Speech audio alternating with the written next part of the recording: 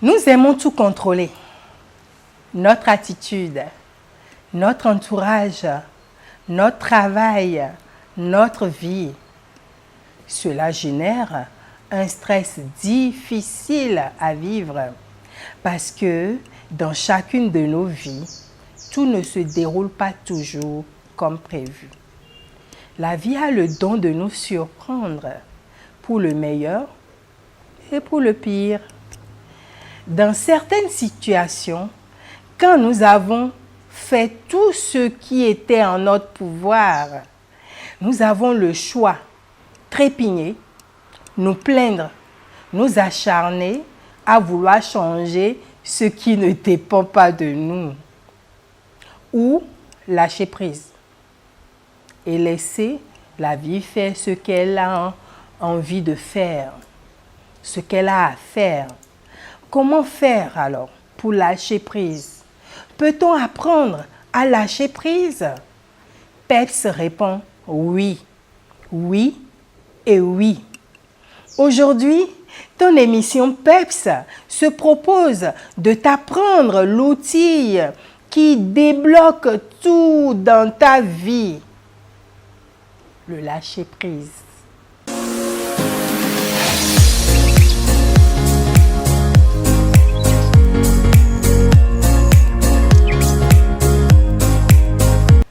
Chère Pepsienne, chers Pepsiens, bonjour. J'espère que tu démarres ta semaine avec beaucoup de peps et en pleine forme. J'espère que tu as également une forte envie d'apprendre à lâcher prise.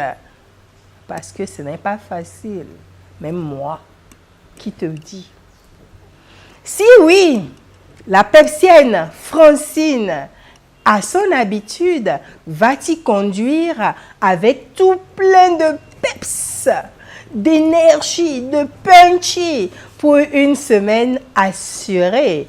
Inspiration, motivation et passage à l'action qui sont les maîtres mots de ton émission Peps. Mon objectif au travers de cette vidéo est de t'amener à renoncer à contrôler ce qui ne peut pas l'être et en somme à lâcher prise. Oui, à lâcher prise. À force de vouloir contrôler tout ce qui nous entoure, nous gaspillons quoi? Notre énergie, nous gaspillons notre peps quoi et perdons notre sérénité. D'où le fameux lâcher prise. Une attitude intérieure d'ouverture à la vie et aux autres. Pourquoi le lâcher prise? Pourquoi doit-on lâcher prise? Tu veux le savoir, n'est-ce pas? Le lâcher prise, c'est accepter ses limites. On arrête de s'accrocher aux choses qui n'en valent pas la peine et on récupère notre liberté. Important, n'est-ce pas? On arrive à calmer la rage et on devient plus sage. On est tenté d'accepter ce qu'on ne peut changer et apprendre à s'en détacher. Beaucoup d'entre nous, nous pensons que tenir le coup nous rend plus forts.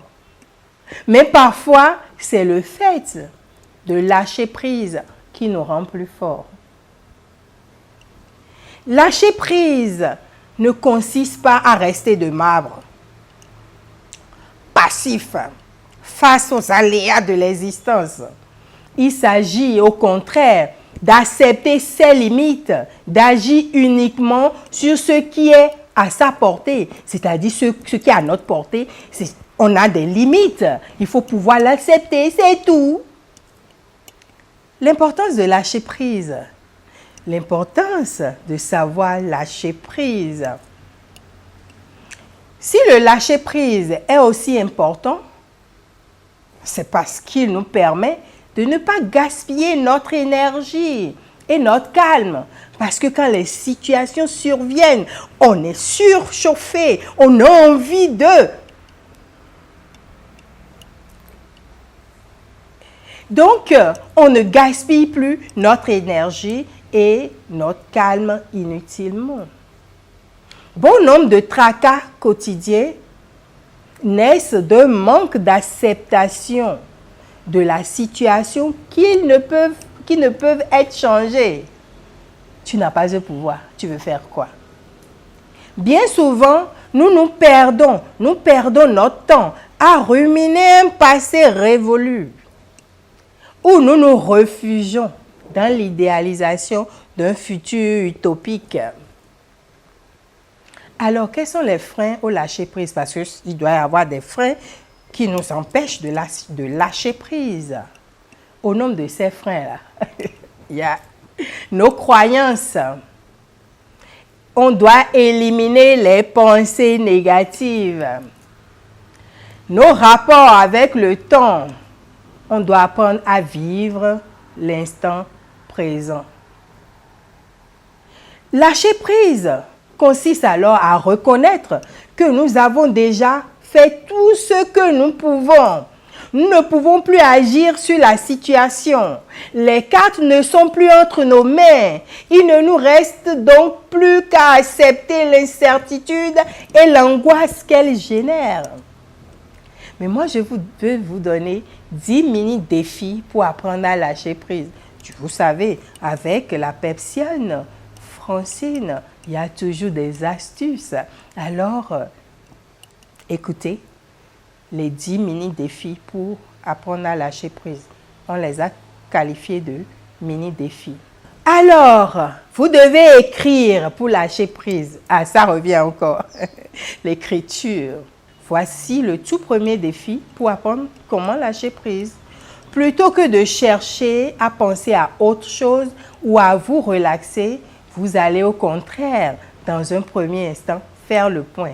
Et pour ce faire, utiliser l'écriture. Donc, le premier mini-défi, c'est écrire en faisant le point. Le deuxième mini-défi, c'est prendre les taureaux par les cornes. Vous regardez la situation avec beaucoup de bienveillance. Vous vous assurez de faire le tour du problème et de la question. Oui, mon cher. Le troisième défi, tu dois faire preuve de discernement. Tu distingues ce qui dépend de toi et ce qui ne dépend pas de toi. Tu as perdu ton boulot. Ça dépend de toi. Tu n'y peux rien. Tu as perdu ton conjoint. Tu fais le point. Si ça dépend de toi, eh bien, tu te remets en cause. Si ça ne dépend pas de toi, eh bien, la vie continue. Parce qu'on entend les gens dire que... Bref, quatrième défi, mini-défi, et il faut explorer le pire des scénarios possibles. Et si toi-même tu l'explores, eh bien, tu n'as plus de crainte. Imaginez ce qui peut arriver dans le pire des cas. Et il ne faut pas trop t'y attarder. Tu as perdu ton boulot. Le pire des cas qui peut t'arriver, c'est quoi? Tu l'imagines, mais rapidement, pour que tu ne sois plus surpris. Cinquième défi, prends du recul. Prends du recul. Tu te demandes si cette situation, cette perte d'emploi, de job, aura encore d'emprise sur toi dans 5 ans ou dans 10 ans. Tu aurais évolué, tu aurais fait d'autres choses. Tu lâches prise. Sixième mini-défi, il faut revenir au moment présent. Dans le moment présent, la plupart des soucis s'en vont. Ferme les yeux et mets-toi entièrement à l'écoute de ta respiration. Ça s'apprend. On ne va pas rentrer 6 versets. Septième mini-défi, positiver et faire confiance à la vie. Tu te dis que la vie sait mieux que toi ce qu'elle fait. Tout ce qui t'arrive, tu le prends comme un bien pour un mal. Tu perds ton emploi. Peut-être que c'est un plus grand que la vie veut t'envoyer. Donc, tu positives, tu relativises et tu fais quoi? Tu lâches prise. Huitième mini-défi. Tu relativises et tu te concentres sur ce qui va bien au lieu de ce qui va mal. Notre temps, là, on passe notre vie à se plaindre. Ça ne va pas mal. Ça ne va pas mal. Alors qu'on peut se réjouir de Oh, quelle belle journée, les oiseaux chantent et quelle belle rose, etc.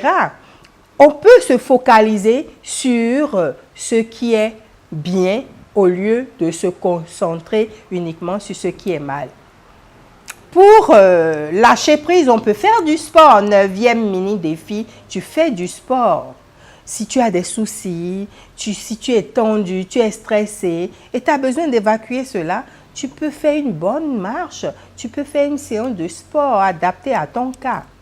10e mini défi, parler à votre conjoint, ami, proche ou quelqu'un de confiance. Il faut partager votre peine avec quelqu'un de confiance. Vous savez ce qui se dit? Partager sa peine avec quelqu'un de confiance permet au moins de la diviser par deux. Qui n'a pas envie de diviser par deux sa peine? Donc, il faut avoir quelqu'un de confiance à qui parler, avec qui partager ses peines, au lieu de chercher seul un remède à tes maux. Alors, chère Pepsienne, chers Pepsiens, comme le dit l'adage, lâcher prise, ce n'est pas renoncer. Lâcher prise, ce n'est pas se résigner. C'est avoir la sagesse de laisser s'accomplir la vérité la meilleure pour toi. Je répète, lâcher prise, ce n'est pas renoncer. Lâcher prise, ce n'est pas se résigner. C'est avoir la sagesse de laisser s'accomplir la vérité la meilleure pour toi. Si cette vidéo t'a plu, il faut liker, partager, laisser des commentaires et t'abonner à ta chaîne Peps. Les bonnes choses ont toujours une fin.